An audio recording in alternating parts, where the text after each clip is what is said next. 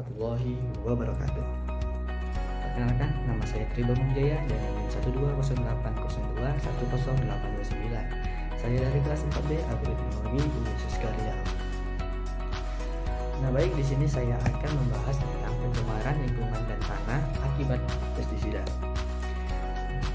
Di pencemaran lingkungan dan tanah, di sini saya akan mengambil 4 topik. Yang pertama itu adalah dampak pemakaian pestisida. Yang kedua adalah pestisida meningkatkan perkembangan populasi jasad pengganggu tanaman. Yang ketiga, pencemaran pestisida terhadap tanah. Yang keempat, pencemaran akibat penggunaan pestisida.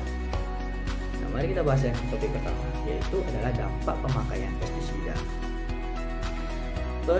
Sering kita ketahui bahwa kalau dikatakan dampak itu pasti ada dampak positif dan dampak negatifnya.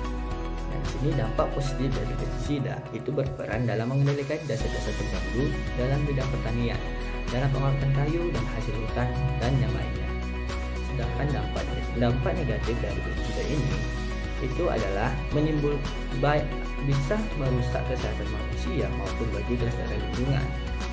Seperti tadi yang kita bahas itu nanti, yaitu kerusakan tanah, pencemaran pada air dan lain sebagainya. Dan selanjutnya itu ada pestisida meningkatkan perkembangan populasi jasad pengganggu tanaman. Tujuan penggunaan pestisida adalah untuk mengurangi populasi hama. Akan tetapi kenyataannya sebaliknya malahan sering meninggalkan populasi jasad pengganggu tanaman, sehingga tujuan penyelamatan kerusakan tidak tercapai. Berikut ini saya uraikan 3 dampak buruk penggunaan pestisida, khususnya yang mempengaruhi peningkatan perkembangan populasi hama. Yang pertama itu munculnya ketahanan atau resistensi hama terhadap pestisida.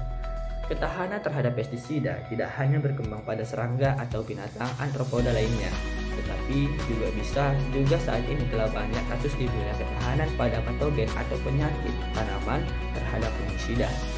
Ketahanan gurma terhadap herbisida dan ketahanan nematoda terhadap nematisida.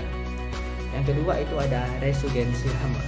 Resurgensi hama terjadi karena pestisida juga sebagai racun yang berspektrum luas juga membunuh musuh alami. Musuh alami yang terhindar dan bertahan terhadap penyemprotan pestisida seringkali mati kelaparan karena populasi mangsa untuk sementara waktu sedikit, sehingga tidak tersedia makanan dalam jumlah yang cukup. Resistensi hama selain disebabkan karena terbunuhnya musuh alami, ternyata dari penelitian 5 tahun terakhir ini dibuktikan bahwa ada jenis-jenis pestisida tertentu yang memacu peningkatan telur serangga hama.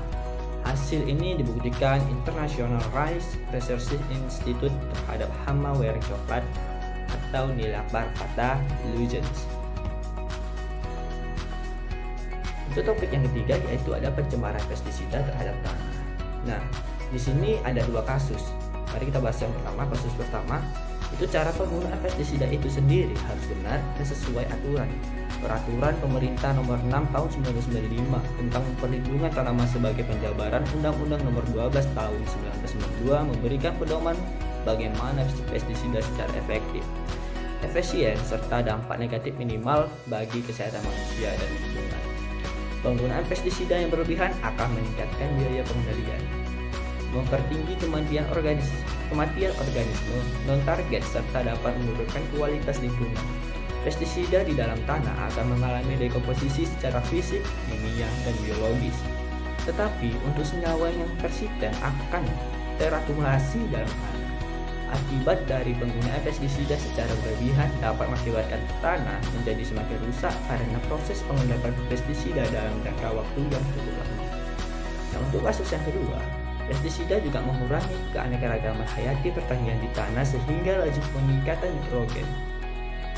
Hilangnya polinator menghancurkan habitat terutama habitat burung dan membahayakan satwa terancam. Seiring waktu, spesies hama dapat mengembangkan ketahanan terhadap pestisida sehingga dibutuhkan penelitian untuk mengembangkan jenis pestisida baru. Dalam mengurangi dampak negatif ini, pestisida diharapkan mampu terdegradasi atau setidaknya tidak menjadi aktif setelah manusia ke lingkungan, setelah masuk ke lingkungan di luar lahan target penyemprotan.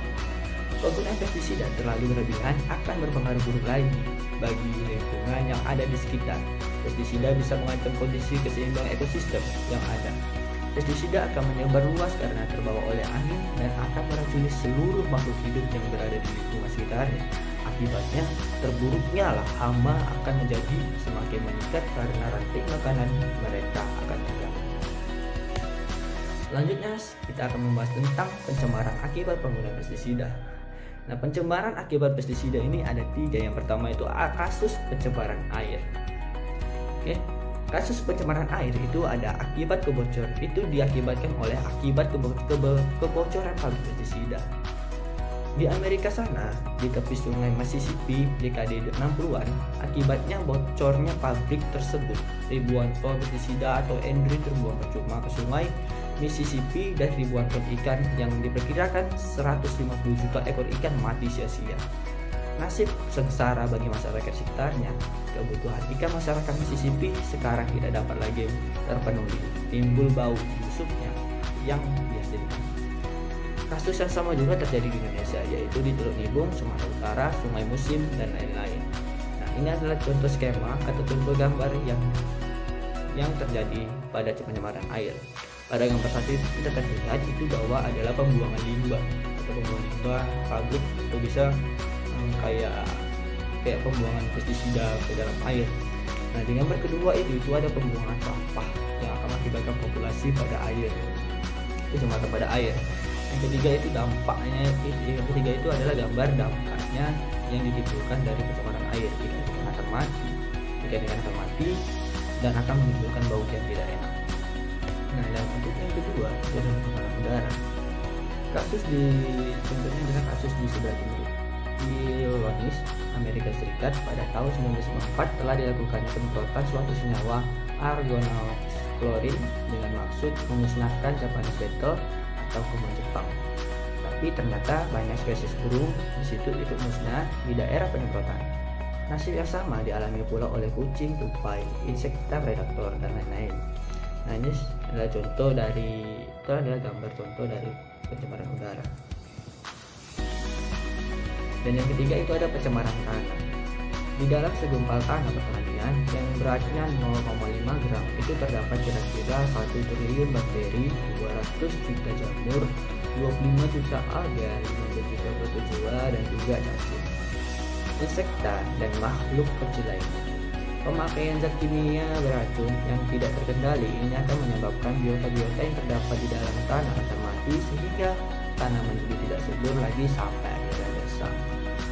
Nah, ini bisa dilihat ya dari gambar 1, gambar 2, gambar 3, yang dimana itu tadi jika kita melakukan pemberian pestisida berlebihan itu akan berdampak sekali pada tanah, terutama nanti kita dalam bidang pertanian untuk menanam tanaman itu tidak bisa kita pakai, ataupun bisa kita pakai itu kita melalui tahapan yang lebih laju lagi.